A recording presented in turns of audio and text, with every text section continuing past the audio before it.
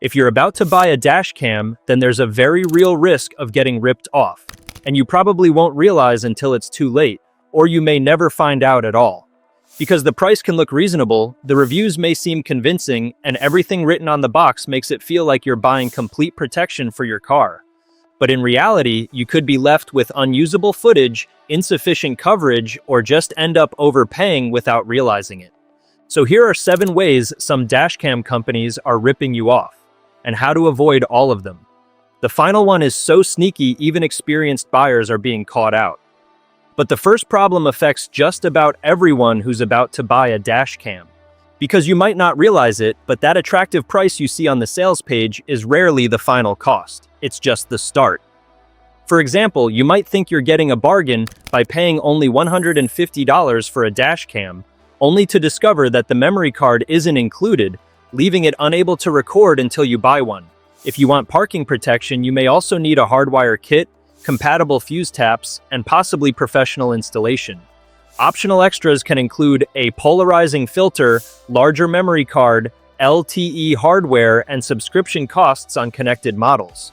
None of these expenses looks disastrous on its own, but once they're combined, a $150 camera can potentially become a $350, $400, or even $500 system.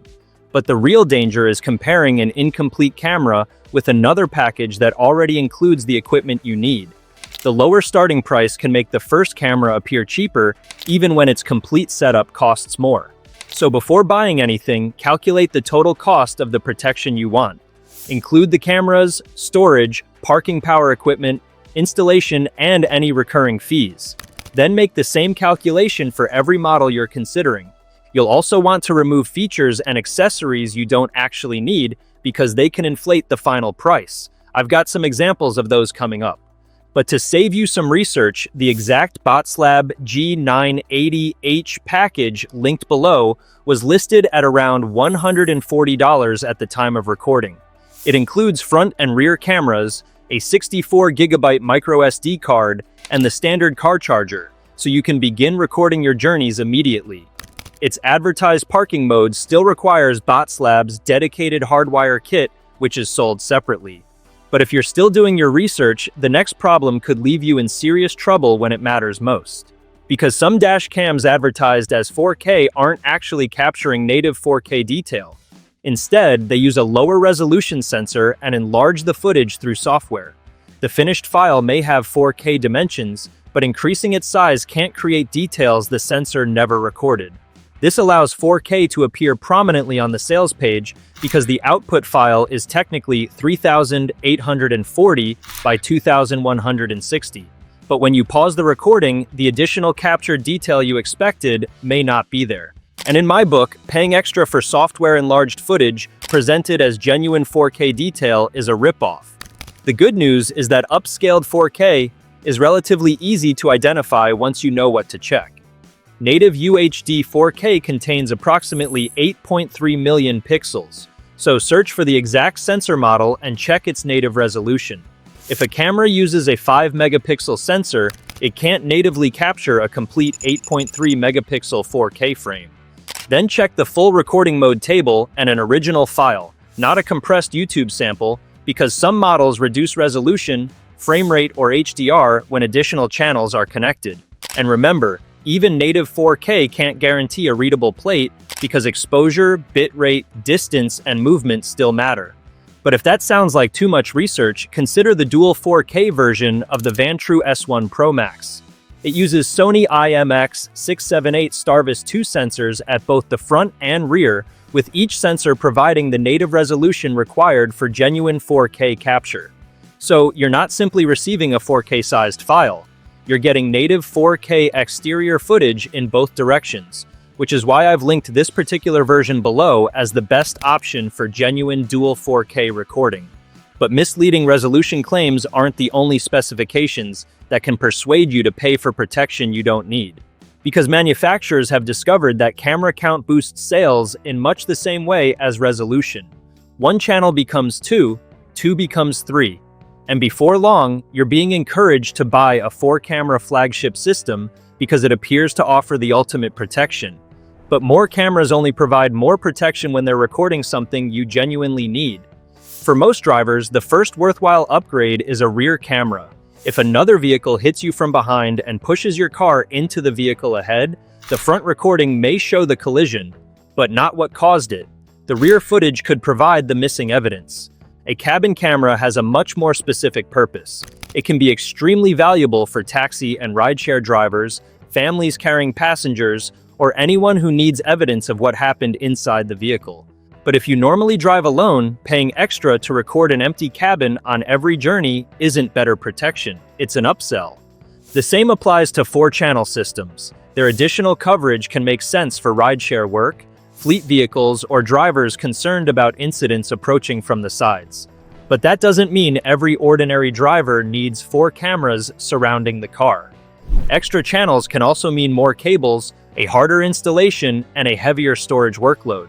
So before paying for another camera, ask one simple question: what specific incident will this channel help me prove? If you genuinely need front, rear, and cabin coverage, the Vantrue N4S provides a sensible middle ground. Its front, rear, and cabin channels each use a Starvis 2 sensor, giving you 3-channel coverage without adding a 4th camera you may never use. But choosing the correct number of cameras is only half the job. Because the more footage your system creates, the easier it becomes to lose the evidence you paid all that money to capture. And the frightening part is that this can happen while the dash cam appears to be working perfectly. The camera switches on, the recording light flashes, the screen displays a live image, but behind all of that, the memory card may have stopped saving usable footage.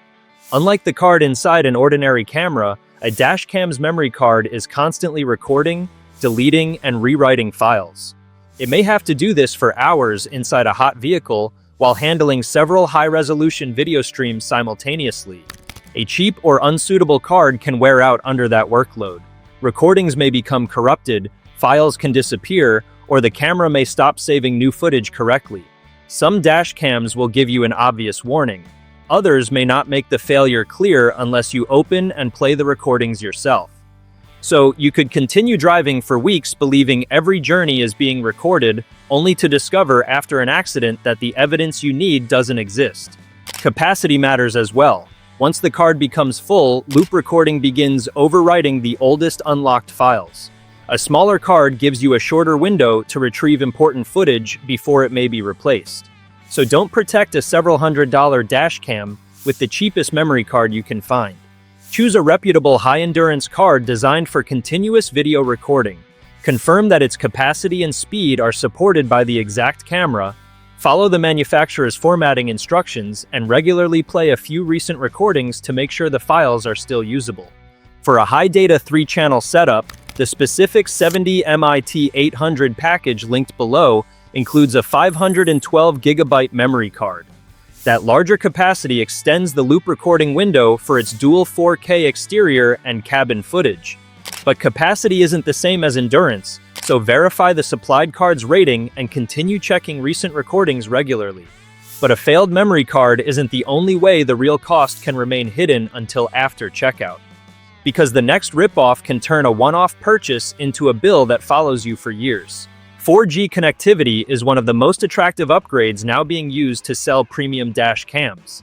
It can allow a compatible system to send alerts to your phone, provide remote monitoring, and help you locate your vehicle when you're somewhere else. For someone who regularly leaves an expensive car on the street or needs to monitor a work vehicle remotely, that can provide genuinely useful protection. But buyers can be misled by one very important word: compatible.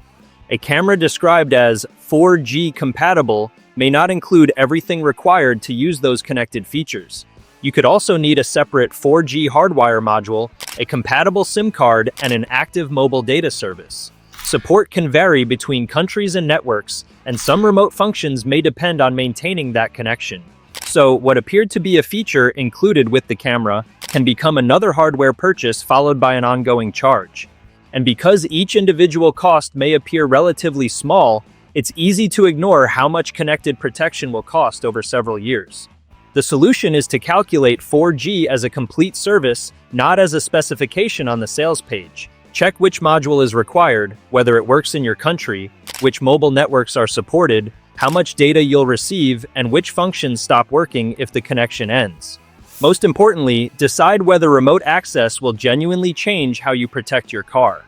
If you need immediate alerts while the vehicle is parked somewhere else, the additional cost may be justified. But if you only check footage after an incident, you could get better value by investing in a stronger local recording system instead. The VIOFO A329S linked below is a good example. It uses dual Starvis 2 sensors, 2-channel HDR, and fast Wi-Fi 6, while supporting up to 512 gigabytes on microSD or 4 terabytes on a compatible external solid-state drive. Neither storage option is included, but its core recording doesn't require a mobile data plan, so it won't turn the dash cam into another monthly bill.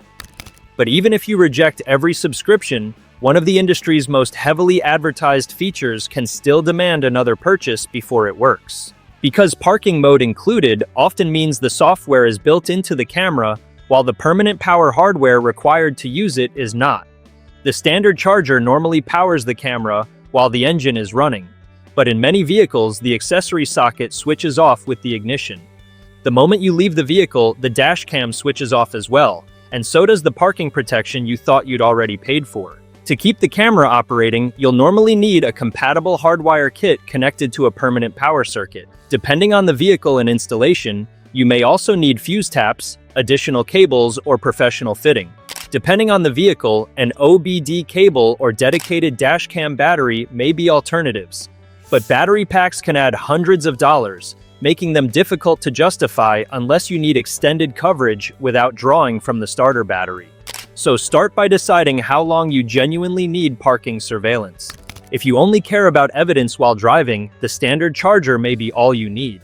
If you regularly leave the vehicle for several hours, a properly installed hardwire kit with low voltage protection will usually provide better value. And if you already know that parking mode is essential, compare packages that include the required power equipment rather than comparing camera prices alone. The BOTSLAB 4-channel package linked below includes a 128GB memory card and a hardwire kit. That means 2 of the components commonly sold as extras are already accounted for in the package price. You may still need installation or vehicle-specific fuse accessories, but you're much closer to knowing the finished cost before you buy. However, paying for the correct power equipment only guarantees that the camera can remain switched on. It doesn't guarantee that its parking mode will capture the incident you bought it to record. Because 24-hour parking protection isn't one clearly defined recording mode. It's a marketing phrase that can describe several completely different types of protection, and each one can leave you with very different evidence. Impact-only mode uses the least power but may begin recording after the collision if there's no buffer. Motion detection can capture someone approaching but may trigger repeatedly in busy areas. Time-lapse extends recording time by capturing fewer frames, while low bitrate mode captures more conventionally but uses more power and storage. All of these behaviors can sit beneath the same parking mode label. One camera may record continuously, another may capture occasional frames, and another may wake only when an impact is detected. That's why experienced buyers can still be caught out. They confirm that parking mode exists without checking what the words actually mean. Before buying, find out what activates the recording, whether footage from before the trigger is preserved, how long that buffer lasts, and which cameras remain active.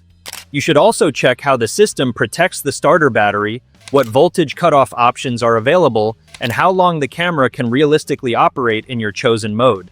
Buffered parking recording is particularly valuable because it can save the moments leading up to an event rather than beginning the story after the damage has occurred. One strong example is the VIOFO A229 Ultra 2-channel. When it's paired with a compatible HK4 or HK6 hardwire cable, its buffered auto-event detection can save footage from 15 seconds before a detected event until 30 seconds afterwards. That gives you a much better chance of seeing the vehicle approaching, the collision itself, and what happened immediately afterwards, instead of receiving a recording that begins after the damage has already occurred. It also provides time-lapse and low bitrate parking modes, allowing you to choose between longer recording time and more conventional continuous footage. That makes it a strong option for buffered parking protection, which is why I've linked it below. Here's what you need to remember.